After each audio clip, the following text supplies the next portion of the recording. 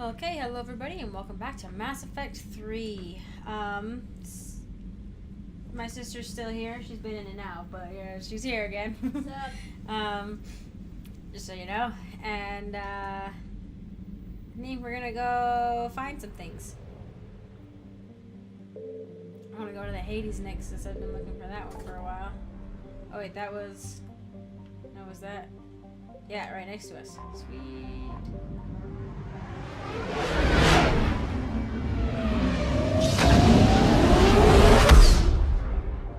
Click. A new place. Oh my gosh. Triodia. A modestly sized gas giant with ice core. Triodia's hydrogen methane atmosphere gives it bluish color. Has 14 moons named after restoring virtues. Geth have been encountered in the Hecate system. All civilian traffic is prohibited. Well, we've already... Geths are... Oh, right, because they're still bad Geth out. The dry dish of the planet, Kara's temperate but supports little life with a microscopic level. Its Earth-like temperatures and gravity make it an appealing place to build habitation hideaways, attracting Batarian slavers and criminals who can't afford more luxurious safe houses on other planets. Its forgetting nitrogen-peeling atmosphere makes EVAs impossible with a minimum amount of equipment. Breathing masks and warm clothing is usually sufficient. Mining and other legitimate activities are few and far between on Kara. The planet's crust is largely free of precious metals instead of producing kilometers per climate with dolomitic limestone, calcite, and gypsum. Not very popular. Geth have been encountered here. They're everywhere. Asteria. Habitable planet known for its arid sulfurous deserts. Asteria is colonized near the poles to avoid the uncomfortable temperatures that can reach 65 degrees Celsius in more southern latitudes. While the seas contain primitive animal life, little of it can live on land, leaving the soil to hardy plants that can survive in the extreme heat. It's home to thriving Asari and human agrarian colonies, but little in the way of manufacturing and mining. Carbon dioxide concentrations can reach 2,500 parts per million in Asteria's atmosphere. Citizens should carry supplemental oxygen for children and the elderly, consult with local governments to discuss animal companion detection systems or other preparatory measures. Black Damp is the name? That's weird. Name of the capital city. Bothros. Scientific curiosity. Evidence primate-like space-faring civilization was found frozen in its equatorial ice. Wow. Ranging from melted fragments of metal to preserved remains of the creature still wearing suits for extravehicular activity. Further exploration revealed that their habitation centers were vaporized by orbital bombardments from railgun-like weapons hitting with a force of approximately 120 kilotons of TNT. Only those that fled or happened to be away from the habitats were preserved in the ice, where they died of asphyxiation. This unknown species did not come from Asteria, but scientific teams are looking for evidence and they visited there. It is difficult to believe they would colonize a frozen rock like Bothros and ignore a lush garden world. Their world of origin is also a mystery. Cool! These little things like this, where it's like, it's a constant mystery that we're never gonna solve. Like, it's kind of cool. Signal confirmed. Scan! It's probably like on the other side of the planet where it's gonna be down here. Oh, no. Still up here. Oh, okay.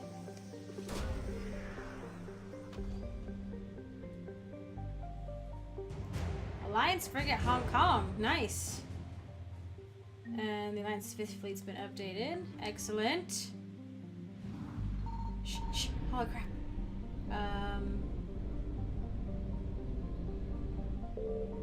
Bothros. Nope.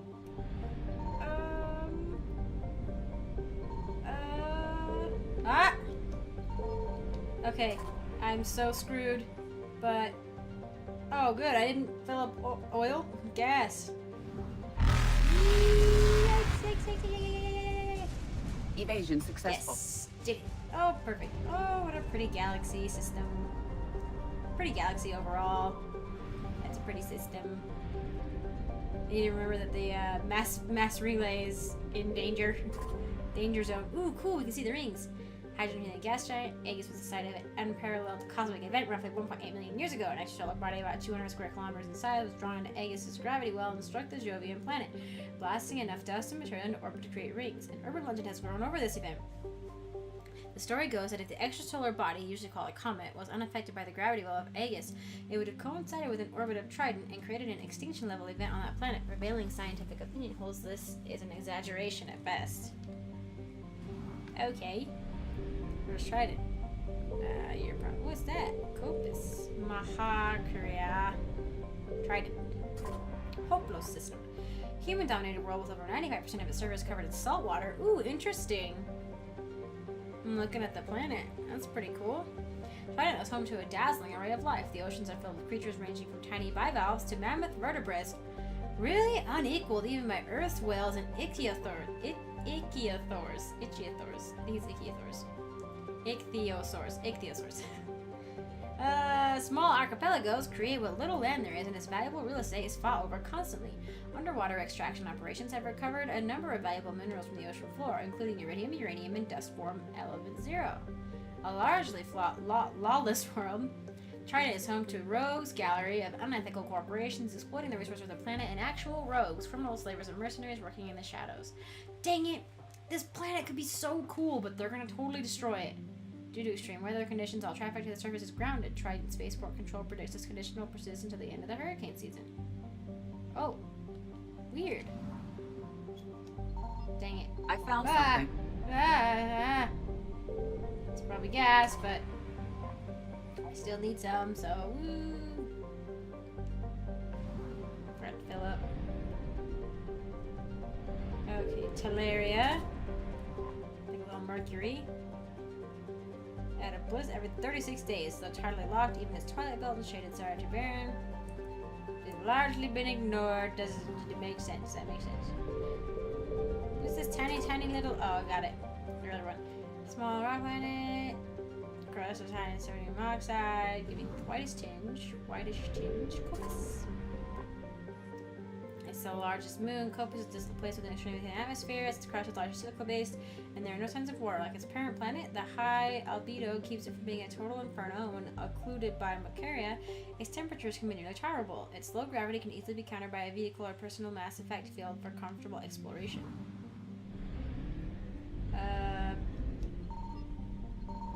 Oh, it's here? Really? Oops. Nope. Get it, no! Come on.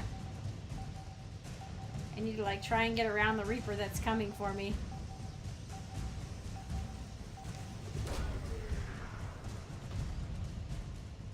Oh, sweet! Let's go! Reapers eluded. It's so stressful, even though it doesn't really do anything to you. It's still stressful. Ooh, asteroid belt. I don't know. I don't think it's been a huge thing in this one, but in Mass Effect 2, you could almost always search the asteroid belt. Volkov.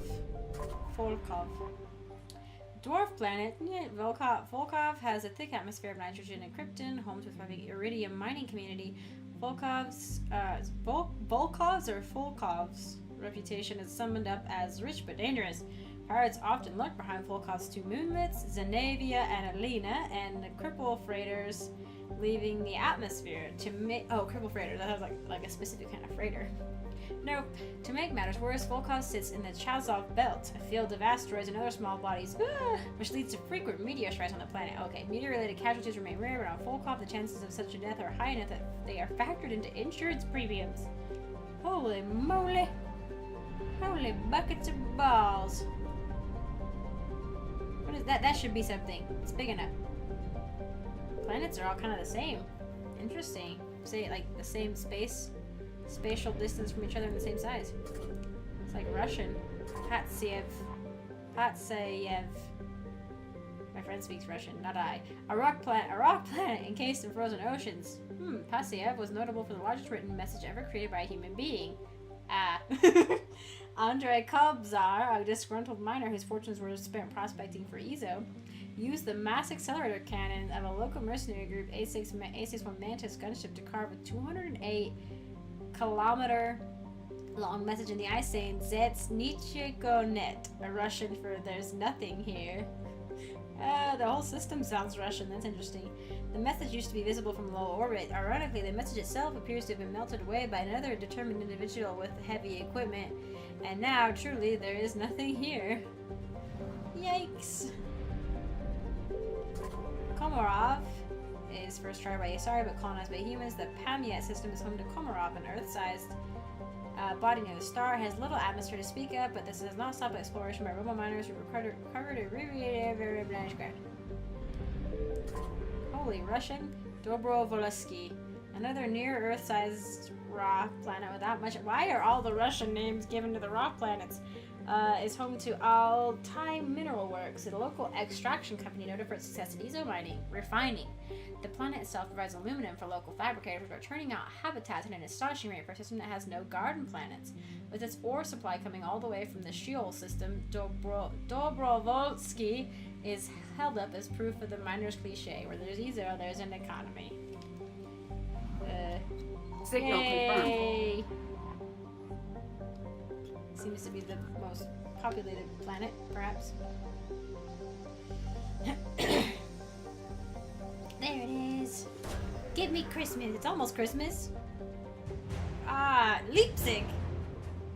Leipzig. The Alliance frigate Leipzig. That sounds Russian. I mean German. Only 50%. Komarov.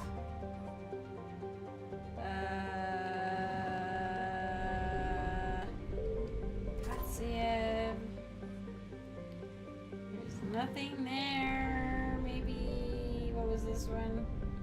It's a tiny Volkov. Aha! Excellent. Eek! Yes! 100 units. Whoop! Heck. Faster than light jump successful. We are doing really well. We are on a roll. Sheol. Ah, so that's the system that their resources come from. Over there. That one mining thing. Ooh, what is this? I'm actually really excited for Christmas because I'm pretty sure I'm getting something that I'm really excited about. It's going to help me be able to figure out what all these are, and I'm really excited about it! I really am.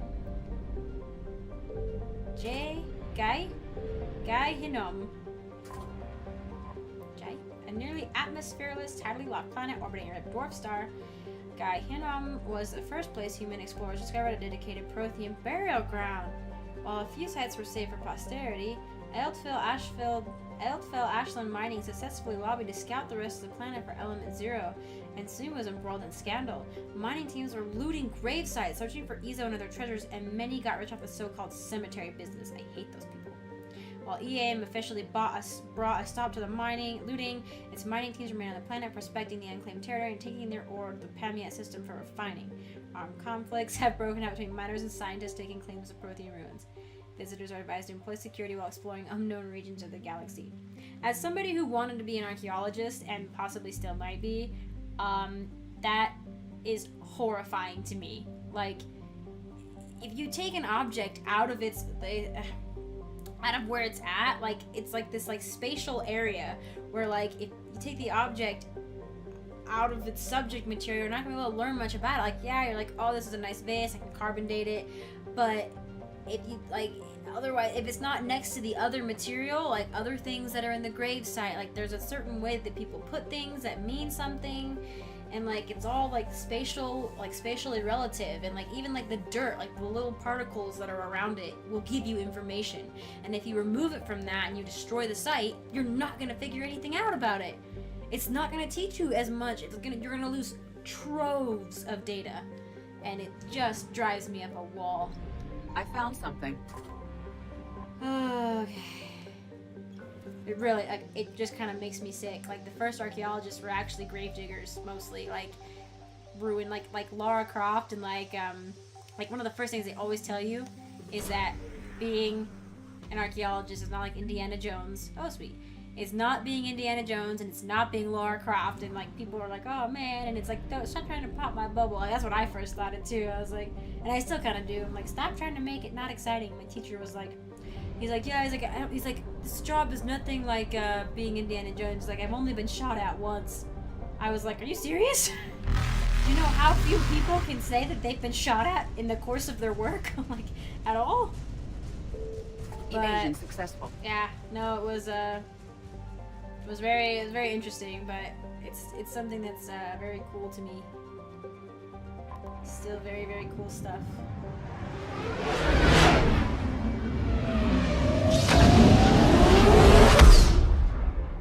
He worked in Peru, that teacher that I met. He was an archaeologist in Peru, I think. Oh crap. We aren't gonna have enough. God dang, almost! I always forget there's a limit.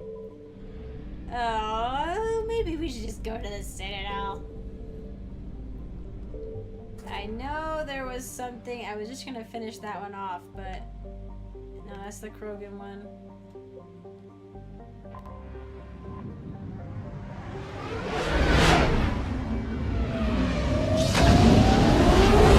Pretty sure there was something besides the N7 fuel reactors here. Fuel depot! Can I use it?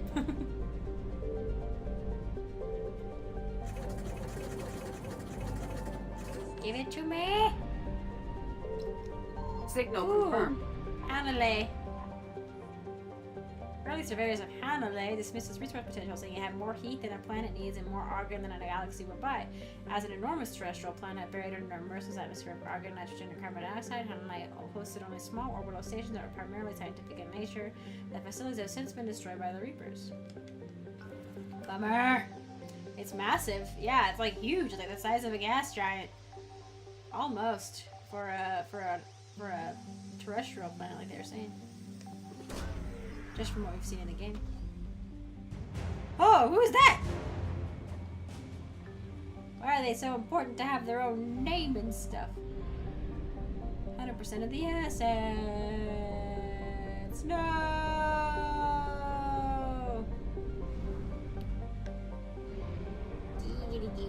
9% of the assets? Oh my gosh. What's this? Wreckage. The Asari once had an enormous solar collector around the bluish-white A0V star Loropai, using the star's considerable heat to create anti-protons for military starship fuel. Now all that can be taken to scrap. Reapers emerged from dark space near the Selayan Nebula cluster and established a front in Lorapai's system. The Asari fleet that guarded what used to be known as Espada Station cannot be found. It is scattered and destroyed. One can only hope that the backup reactors in the Kai-Pladon system do not fail, or the Asari fleet will have precious little fuel. I found something. Sweet.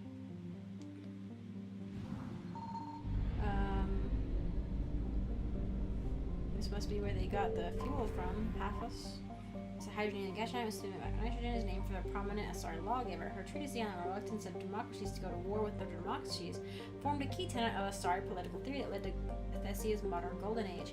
The planet itself is only notable for orbital stations and fuel transport systems by skimming deuterium and helium through the Reapers destroy the civilizations, killing the inhabitants. Always. Yacelium. Minor rock planet is not quite clear. The ring of debris, the Loropai system, is believed to be an extrasolar capture for several centuries. It supported a series of mining colonies, first iridium, titanium, and finally like metals like bauxite and alumina. The planet was abandoned long before the Reaper invasion. Oh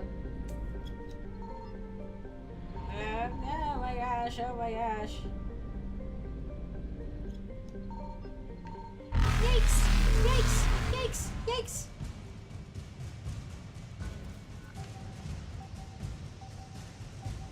That freaking sound, it blows my eardrums out every time. Our Molly sniper unit, cool.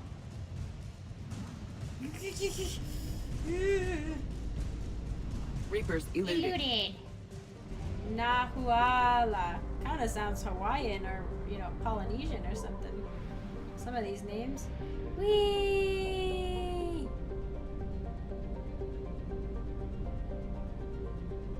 Asteroid bell, asteroid bell, asteroid, asteroid, asteroid. Nope, nothing. Again, these are big. Have I been here? Rife with volcanic activity is one of the nearby orange star Nahula. I guess he has an unforgiving and never-shooting puzzle box of a planet. So solar winds and magnetic bombardment have thinned Agesia's atmosphere, but these features are actually a boon in wartime. Powerful magnetic fields and large quantities of airborne volcanic ash make many forms of scanning difficult, allowing the SAR to hide valuable palladium and molybdenum for mines needed for the war effort. Agesia's sheltered underground colonies remain untouched by the Reapers, at least for the moment. Well, they've probably got something. Signal confirmed. No, but alright, whatever. 250. Perfect.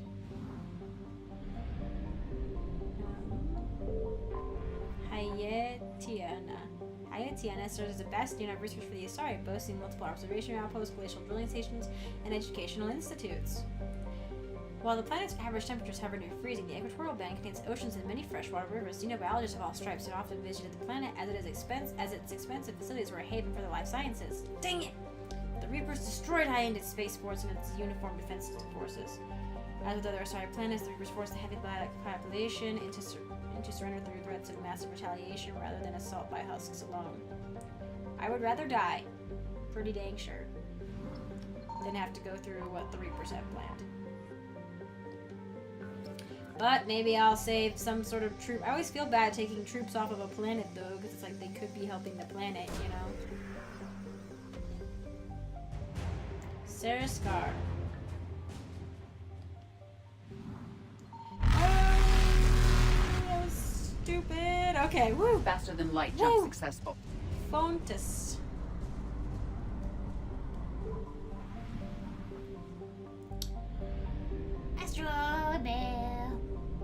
I've been pretty lucky so far, though, to find everything within, like, you know, 2 or 3 shots. What are you? Talun. Talun is named after the first Elcor settlement in recorded. Oh, I wonder if Dakuna's in here. The planet's name roughly translates to the deep and restful Meadowland, which is somewhat of a misnomer given that Talun's thick, crushing atmosphere keeps its surface boiling hot, and the air is a noxious mixture of carbon dioxide and helium. Is this Elcor land? Very interesting. Whoop. Sangul. Oh yeah, sweet! When Dakuna's government learned that the Reapers had returned, they evacuated everyone onto Sangul's helium through recovery platforms. The sizable helium gas giant was abandoned and its workers were located to Dakuna. The move was ostensibly made because the Elcor homeland was a more defensible position. In reality, it may have been motivated by a subconscious herding instinct, as most grazing creatures come together in large groups when predators are near. Interesting. That would make sense. Leudera. Lenamund. Scorching hot surface composed of lime with deposits of copper. As the faint traces of nitrogen atmosphere, the Elcor was untouched aside from orbital probes that monitor our planet in case anything noteworthy should occur one day. That's a very good idea. I assume that's Dakuna because it's like the best in place. Oh right. Saw that one already. Let's look at the moon first. Oltan. The first mission to Oltan, Dakuna's moon, was a century in the making. Elcor leaders felt resources for space travel could be better used on their homeworld, and it took decades of persuasion to secure project funding. Why can't we make our government go back to the moon again? Like, why don't we already have space stations on the moon? Like, we went there once, like, we've never been back, like, in person. Like, that boggles my mind that we didn't keep sending people back. I mean, I know it's expensive, but dang! Archaic harvesting stations that recovered helium-3 from the moon's regolith were still functioning when the Reapers invaded the Elcor station there were able to flee the system. Oh, good. Dakuna. Render. There you go. That looks pretty. The Elcor homeworld, Dakuna, overflows with natural resources protected by law, from large deposits of precious metals to vast forests. The Elcor themselves live in rich grasslands near the equator, and so they still live like outside. Like, they kind of look like grazing types, but interesting that, like, you say like a grazing type has evolved so far, like kind of an animal, but if you look at it from an evolutionary standpoint, kind of like from like the scientific standpoint, humans were animals that sort of that like evolved from like a primate type beginning to humans now. But it's just so weird to think about it like they were grass eaters and they've evolved into what they are now type thing. Like, they were grazer type creatures and they've evolved into what they are now. We didn't actually evolve from primates. According to science, I'm pretty sure it was just apes, the ape line. But that's what I've learned. The Alcor themselves live in rich grasslands everywhere. Majority of Dakuna's settlements are tucked within this belt. As a conservative, Alcor feel little desire to build outside their comfort zone. Interesting that they became space-worthy then. Their twin capitals are for migrations from the wet season to the dry season, a tradition made obsolete by modern technology but still observed. After the destruction of the Alcor Navy, Reapers moved in their ground troops to occupy the cities. It's taken longer than most civilized worlds, as the Alcor have spread out into smaller distant settlements, reflecting their preference for close-knit family communities instead of a densely packed city. What are they gonna do with the Alcor? Like, you know? I found something. I figured the moon would have something too. Come on, let me scan. Oh. I was trying to hit the scan button from there. Wrong way. Give me an Alcor fighting unit. Just kidding. Please keep them. Code of the Ancients. Old time. I thought something might be here if they still had stuff functioning here and people were able to escape.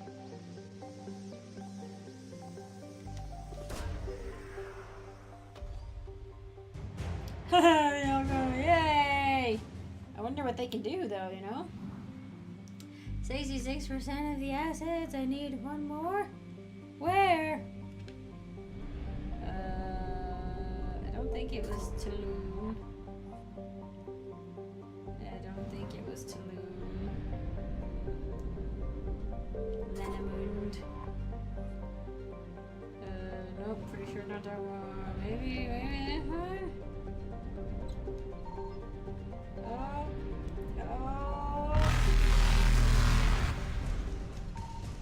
I don't know. Just get out. Okay. Invasion successful. Okay. Whoa.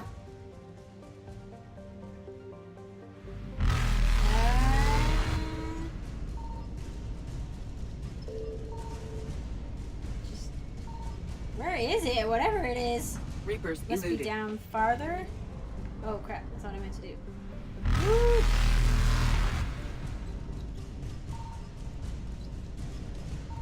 Dang it! Faster than light jump successful. That's so weird. Didn't I scan pretty much everything? Dang it, we were doing so well. I like this, the multicolored system, so like every color. What are you? Atabolos, farthest star from Teolia. Atabolos is a low-density planet peppered with outdated mining facilities and viewed in mechanical energy. Oh, this is for Asari.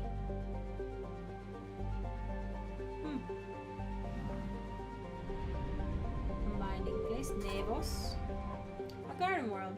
First discovered by Asari pioneers in 430 CE, Nevos is a vibrant garden planet with a home to a thriving Asari colony. Sandy beaches and romantic twin moons fuel a bustling tourism economy when practical and secretive corporate matters are handled in spiraling archaeologies built along towering cliffs.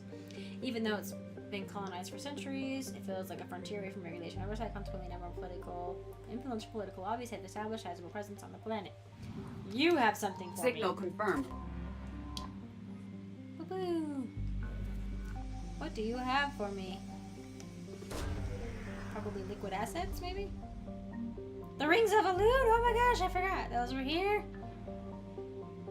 Makes sense. Luxia. Small terrestrial planet, tied out to Teolia due to its low mass, really small size, and a fast solar orbit. Cool. Only 33% of the assets. Queertzia. Typical.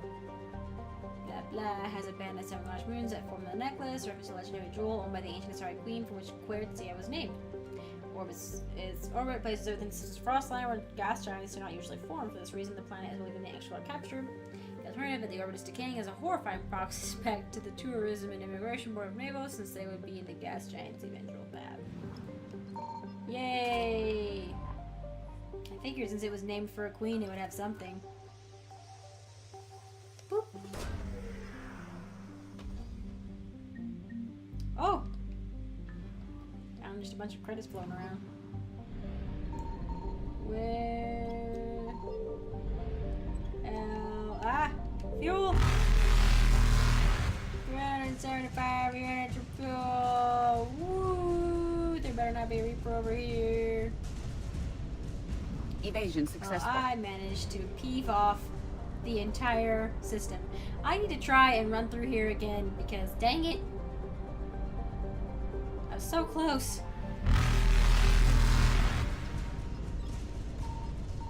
There it is. Ha ha ha ha. Oh no!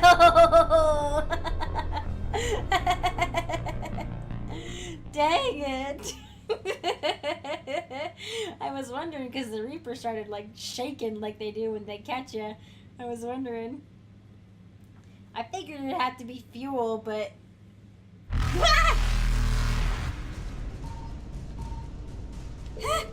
We can do it. 175 units. Just go out. Come on. Yeah! Reapers eluded. Yeah! We did it! We completed the Solaire Nebula. Oh, are they? They're mad at me here, aren't they? Maybe not. Okay, good.